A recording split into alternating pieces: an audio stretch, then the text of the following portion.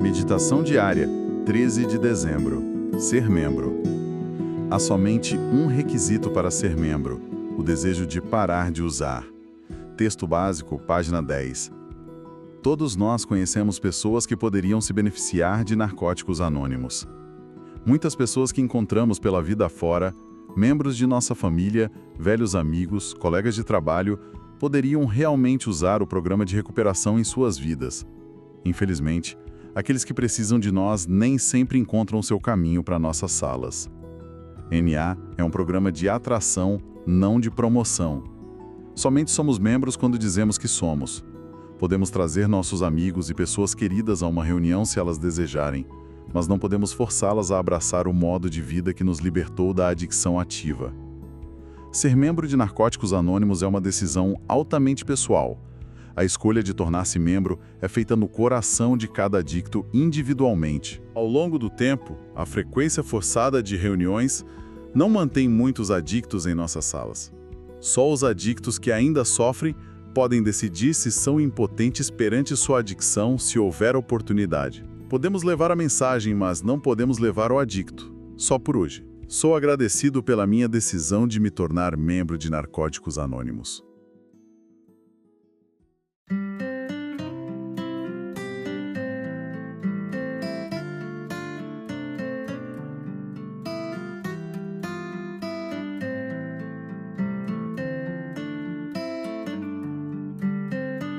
Sabe, essa meditação, ela sempre me pega. É a simplicidade radical dela.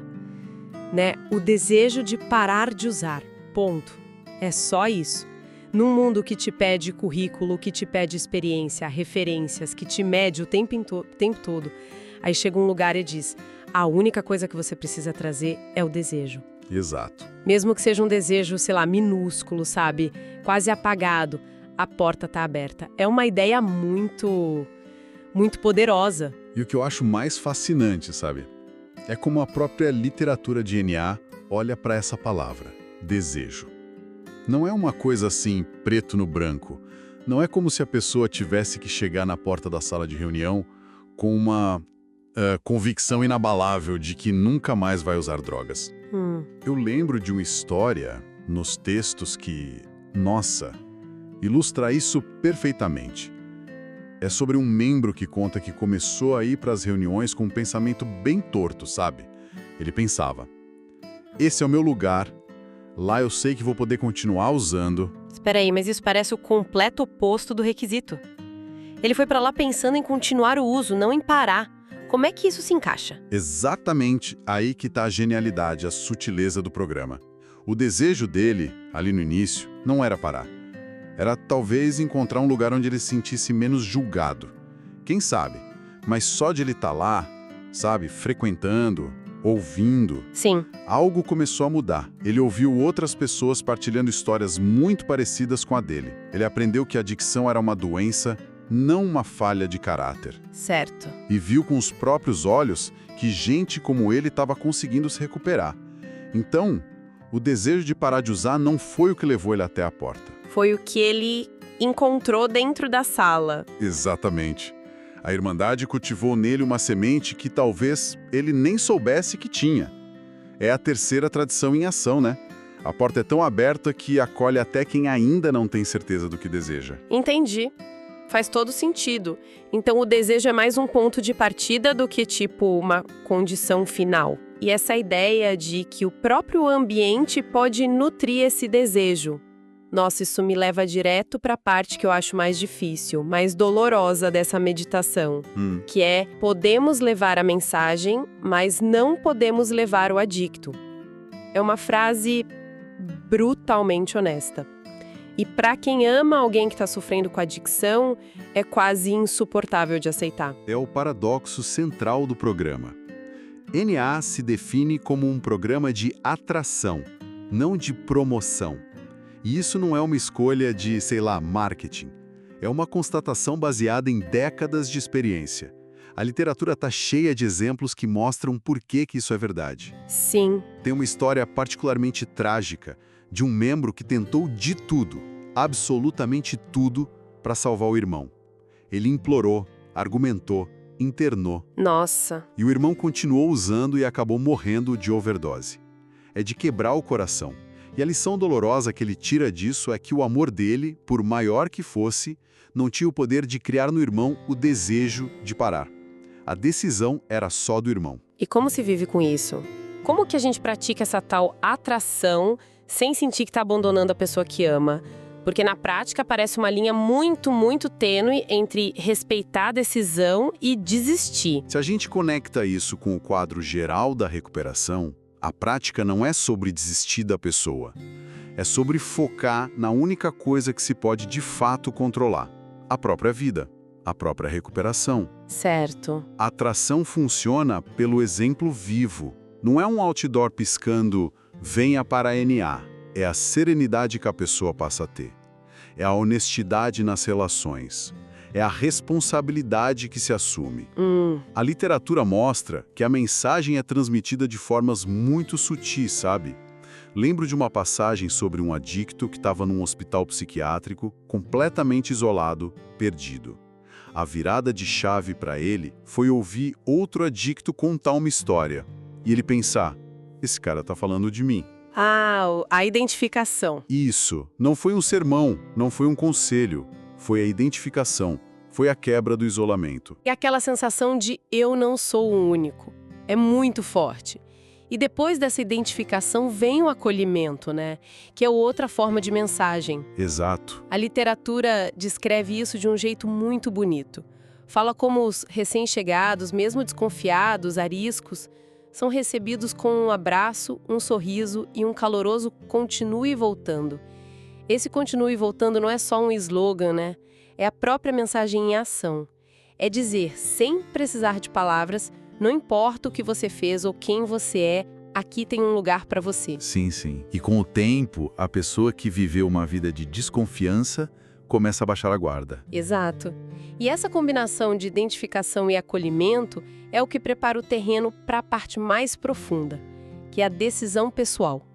A meditação diz que a escolha é feita no coração de cada adicto individualmente. Isso não é uma decisão intelectual, tipo, fiz as contas aqui e usar drogas não compensa mais. Não, é algo mais fundo. É uma mudança muito mais profunda, visceral. É o que o programa chama de rendição. E é interessante como a literatura descreve essa rendição não como uma derrota, mas como um alívio imenso. Parece contraditório, né? Totalmente. Admitir que você perdeu a batalha, que é impotente, e sentiu alívio? Totalmente. Mas pensa só na energia que um adicto gasta tentando controlar o incontrolável. Tentando usar só um pouquinho, tentando parar sozinho, tentando manejar o caos. É uma guerra constante, exaustiva. É verdade. Uma das histórias descreve esse momento perfeitamente. Diz assim: quando compreendemos, finalmente, que essa luta terminou, sentimos um imenso alívio. É o alívio de soltar as armas, sabe? Sim. Outro relato que me marcou foi de um cara que tentou de tudo. Médicos, psicólogos, até videntes. E nada funcionou. Caramba! Ele se descreve como quebrado por dentro e por fora. E foi nesse estado de completa exaustão que ele olhou para as pessoas sorrindo nas reuniões de NA e pensou: eu quero fazer parte dessa turma de vencedores. Uau! A decisão do coração veio quando ele parou de lutar e aceitou que precisava de ajuda. Isso me faz pensar numa coisa.